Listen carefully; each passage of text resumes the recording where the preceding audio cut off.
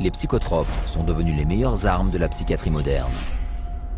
Mais sont-ils aussi inoffensifs qu'on aimerait nous le faire croire?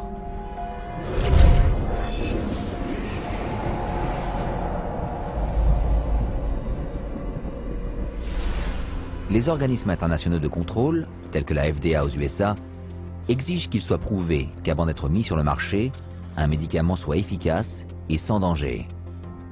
Les firmes pharmaceutiques doivent donc entreprendre des essais cliniques rigoureux pour démontrer l'efficacité et le caractère inoffensif du traitement, avant de les commercialiser. Du moins, c'est ainsi que les choses devraient se passer. Malgré le vernis que les psychiatres et les laboratoires pharmaceutiques nous passent à coups de relations publiques, l'idée que les psychotropes sont inoffensifs est loin d'être vraie. Et il y a bien des raisons à cela. Pour commencer, la plupart des essais sont effectués par des laboratoires pharmaceutiques et non par des organismes gouvernementaux ou des laboratoires privés, créant évidemment un conflit d'intérêts. They pay for it, they bring in the researchers, they have every opportunity to skew the research, to manipulate it, to produce exactly what they want it to produce. La première étape de la procédure d'approbation d'un psychotrope consiste à trouver un trouble dans le manuel diagnostique et statistique et à l'attacher au médicament. Les essais cliniques sont ensuite effectués sur des animaux et après sur des humains. Si le psychotrope passe l'étape effectuée sur des humains, la procédure suit alors 4 phases.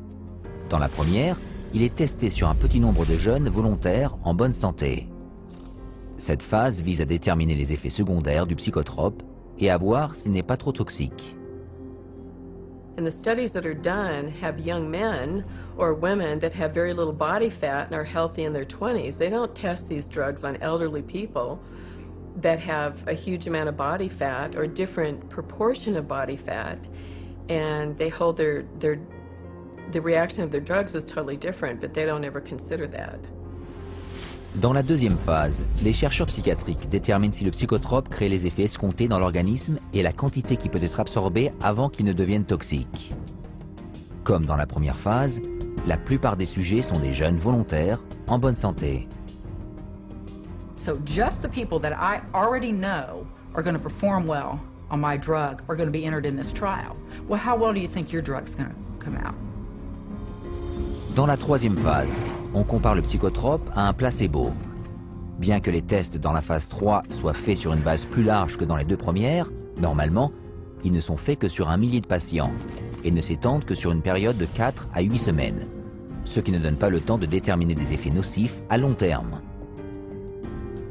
Aujourd'hui, la recherche clinique est une industrie à but lucratif dans laquelle les laboratoires pharmaceutiques et les psychiatres qu'ils embauchent pour faire cette recherche supervisent les moindres détails. Conception du produit, analyse des données et publication de l'étude. Mais durant les essais, les psychiatres font face à un problème que le reste de la profession médicale n'a pas, l'absence de tests de laboratoire qui pourraient mesurer objectivement une amélioration. On a clinical trial for, say, a drug for cancer or for high cholesterol, it's easy to see if something is working because you can look at the study result. The cholesterol level is dropped, or the cancer is shrunk, or the cancer cells are going away, or there are less of them. You can physically see the answer.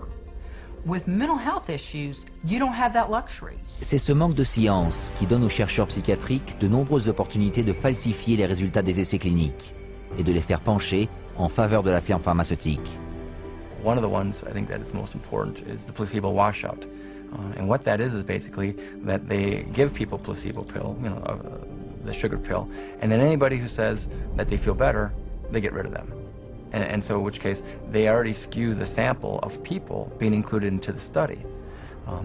That's going to stack the cards against the placebo, and it's going to show an artificial greater effect for the drug. The data shows that the people that got placebo did better. And you know what the researchers said? Oh, that's the placebo effect. Well, we want to get those people out of the study. Une autre astuce consiste à donner au sujet le psychotrope avant que l'essai n'ait lieu. Ensuite, on le sèvre.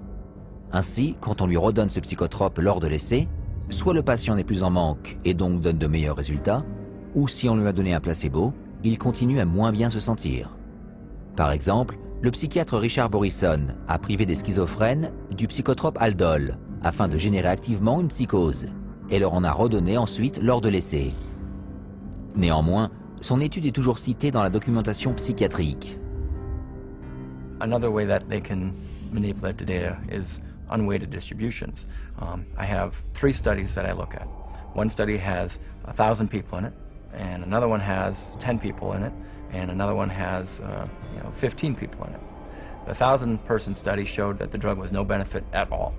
But the 2 other studies that only had 10 and 15 people in it showed the drugs were incredibly superior. So what do they say? They say 2 out of 3 studies showed greater benefit to the drug group. L'une des façons les plus courantes d'influencer le résultat d'un essai clinique consiste à ne pas prendre en compte les patients qui abandonnent un protocole en cours à cause d'effets secondaires. En fait, lors des essais cliniques de l'antipsychotique Zyprexa, 2 tiers des 2500 participants souffraient de tant d'effets secondaires nocifs qu'ils ont dû abandonner. Des 800 restants, 22% ont rapporté de graves réactions aux psychotropes. Et lors des essais qui ont abouti à l'approbation du Prozac, des 11 000 patients testés, seulement 286, moins de 3%, sont restés jusqu'à la fin de la courte période d'essai de 4 à 6 semaines. Une autre pratique courante consiste à camoufler les effets secondaires nocifs en administrant d'autres médicaments qui ne font pas partie de l'étude en cours. D'autres chercheurs, quant à eux, falsifient tout simplement les études d'entreprise. Prenons par exemple le psychiatre Farouk Abuzahab, ancien président du comité d'éthique de la Société psychiatrique du Minnesota. Une patiente qu'il avait recrutée pour ses essais cliniques avait rapporté qu'elle avait des envies de suicide. Dans ses comptes rendus, néanmoins, il ne mentionna aucune réaction adverse. 2 jours plus tard, elle se donna la mort en sautant d'un pont. Pour falsifier